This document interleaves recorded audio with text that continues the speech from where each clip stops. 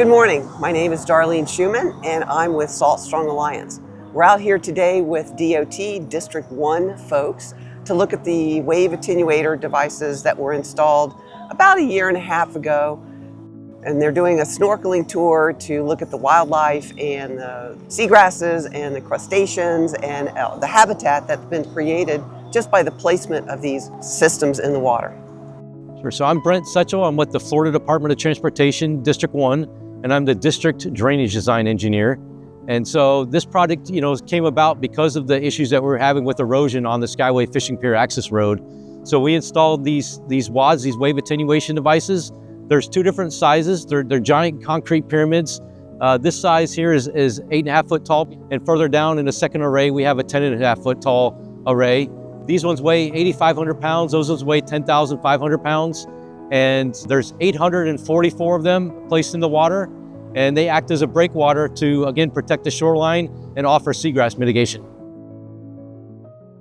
The WADs, the wave attenuation devices, were installed in October of 23, and immediately after that, we got Hurricane Idalia came through and provided kind of a glancing blow, and we got lots of wave action, and they worked. Right away, we saw the benefits of the WADs. And then fast forward to 2024, both Hurricane Milton and Helene came through, and during Hurricane Helene, we documented the water actually came up over the seawall, but we noticed in the video that the WADs were working as they were intended. They broke the waves out there, reduced that wave energy before they came up, and we didn't get hardly any of the damage that we got on the Skyway Fishing Pier access road, the parking area here, as well as I-275. There was no damage whatsoever, so they worked. It was a resilience project, and they provided that coastal resiliency that we were looking for.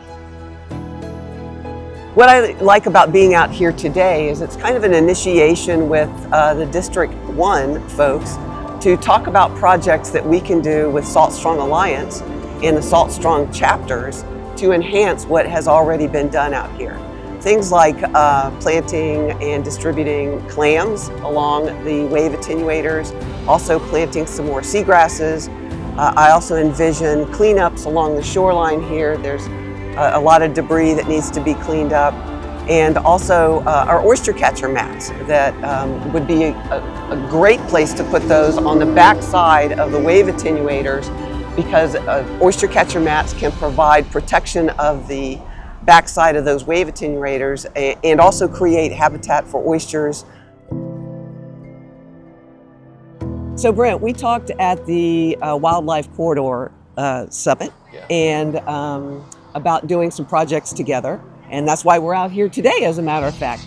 But one of the things that really resonated with me is the coastal corridor and how it ties into the Florida Wildlife Corridor, and how, it's almost like a ladder with two pieces, and you have the rungs in between being the tributaries and the overland flow and stormwater. And tell me kind of your thoughts about developing that concept a little bit more. Sure, this is a great project that kind of ties into that corridor connection. And so, if we can tie projects like this that provide not only coastal resiliency and seagrass habitat, but also opportunity for fisheries and even snorkeling. And so I know down in the southeast they have a snorkeling park, if you will. And this would be really neat to kind of create these snorkeling parks, if you will, all the way up the East Coast. So we have, we're in District 1 here and covering the Southwest 12 counties. And then, again, going north into District 7, just over the bridge, over the Skyway is, be great to kind of carry this plan all the way up to kind of connect these different areas or opportunities for that corridor. To not only create the corridor and that whole concept, but also to be able to show it off to the public and have people come out and see it in real life. The projects that we're doing with the snorkeling tours or kayak tours. These are fantastic projects. Again, this particular project has, 5 benefits that were just making it so worthwhile. Obviously, we focused on the coastal resilience with this project and the seagrass growth, but we're also getting the water quality benefits of the oysters attaching themselves to the WADs, improving the water quality.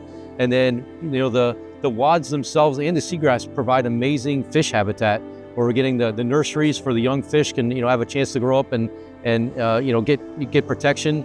And then lastly, it's the community benefit that you get from allowing people like us to be able to come out here and snorkel the day, or to just fish out here or whatever it may be. So there's an awesome benefit that provides for just this single project. So we can, recreate this in multiple locations along the whole corridor, like you're saying, it'd be fantastic. Absolutely. What I like about bringing this project forward to this audience is we're going to do the same type of project in District 7 along Courtney Campbell Causeway. We're exploring wave attenuators right now to protect around Ben T. Davis Beach on the south side of Courtney Campbell Causeway.